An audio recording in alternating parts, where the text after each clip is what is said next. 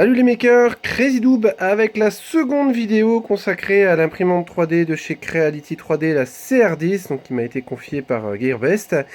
Voilà, donc seconde vidéo consacrée aux améliorations possibles de la machine, à savoir qu'elles sont pas très nombreuses, parce qu'on est déjà sur une machine qui est quand même vachement bien finie. J'en ai fait 4 en fait au final.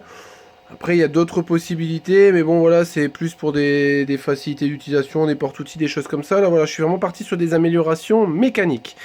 Donc, la première modification que j'ai faite, je vais dire, elle est quand même assez importante. Pas en termes de taille de pièces, mais en termes d'utilisation. C'est en fait tout simplement un petit guide à filament ici. Hein. Donc, c'est des pièces que j'ai trouvées sur Thingiverse, hein, donc je mettrai des liens dans la description.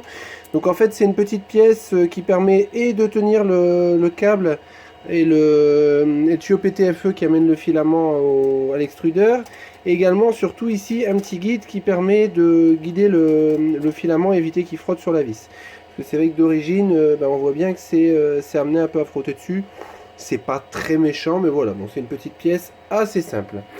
La deuxième modification qui, selon moi, est importante, c'est en fait des petits volants ici, tout simplement pour faciliter le réglage de l'assiette du plateau. De base, ce sont des molettes noires en fait hein, qui restent dedans. On voit pas forcément. Hop, j'ai bougé un petit peu, je suis désolé. On les aperçoit encore hein, juste en dessous là. Hein. En fait, elles viennent rentrer tout simplement dans le volant de remplacement. Voilà, forcément un diamètre plus important, donc un réglage qui est beaucoup plus souple et aussi beaucoup plus précis. Donc ça voilà, hein, c'est des petites modifications assez faciles. La modification suivante, ce sera en fait le remplacement du braquet d'origine en fait hein, qui n'est pas vraiment réglable, ou si mais vraiment manuellement avec un serrage assez approximatif, par un système en fait de tension en fait avec une molette tout simplement. Donc voilà, c'est pareil, c'est des pièces. Hein. En gros, ça se compose d'une pièce principale qui vient s'insérer dans le profilé, donc avec un profil particulier. Un système qui tient une poulie tout simplement, avec une partie où on vient rentrer une vis hexagonale. Hein. Donc on la voit à l'intérieur tout simplement. Désolé si c'est pas très net et si ça tangue. Une petite plaque qui vient sur l'avant. Et puis ici en fait un petit écrou avec une petite molette dessus hein, tout simplement. Donc ça permet voilà, de tendre ou de détendre la courroie. Donc à savoir que d'origine ça fonctionne très bien, attention, hein, mais voilà, ça permet de vraiment rigidifier l'ensemble et du coup d'améliorer directement la précision. Donc à savoir que pour cet axe là par contre si vous voulez remplacer le système d'origine, il vous faudra remplacer la courroie, parce que la courroie devient du coup un petit peu trop petite. Et en fait la courroie est sertie avec une petite douille en laiton hein, qu'on aperçoit là-bas au bout, donc elle est juste là. Et du coup la courroie devient vraiment trop courte. Donc ça il faut prévoir d'avance une courroie, donc c'est du GT2 6 mm hein, classique, ça coûte vraiment rien. La modification suivante, c'est dans le même esprit, hein, la même chose pour l'axe X. Donc ici pareil, hein, le petit braquet qui va dessus. Donc là par contre, dedans d'origine, on a un roulement qui se monte sur une vis M8, donc qui est ici.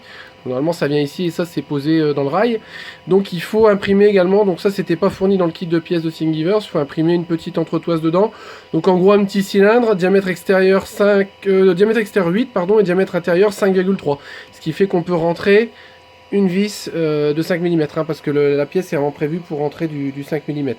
Ou alors après changer le roulement, mais bon moi j'ai conservé les deux roulements d'origine. Après le système reste le même avec la petite molette de réglage, hein, tout simplement.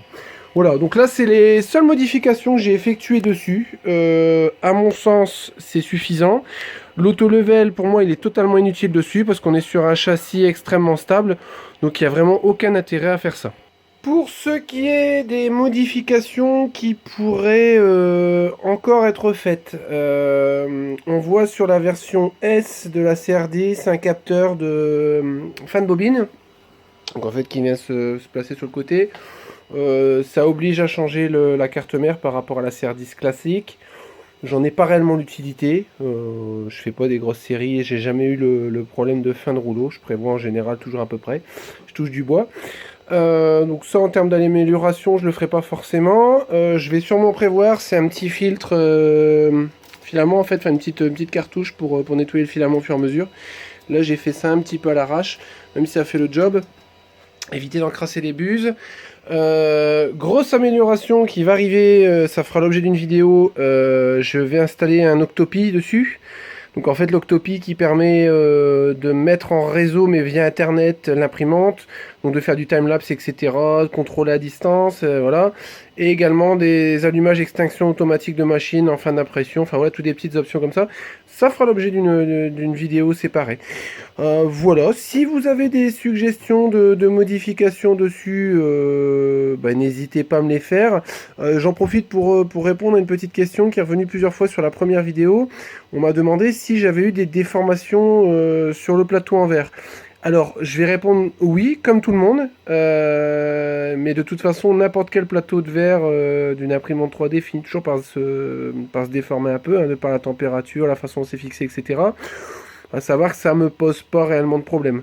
La première couche est toujours à peu près correcte, donc non, j'ai pas de souci particulier. Mais effectivement, j'ai pu constater, notamment quand je fais la mise à niveau plateau, que j'ai une petite différence. Mais ça n'a pas posé de problème. Voilà, j'espère que vous avez aimé cette vidéo. Je vous invite, comme d'habitude, à liker, partager, parler de nous autour de vous. Et je vous dis à bientôt pour de nouvelles vidéos.